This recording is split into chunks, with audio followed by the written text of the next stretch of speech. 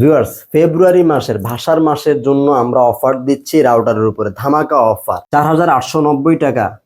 আটটা C86 এর রাউটারটি 6 antenna based এই রাউটারের প্রাইস, যেটা আপনারা আমাদের কাছ থেকে এই মুহূর্তে অফার মূল্যে পেয়ে যাবেন 4150 টাকায়।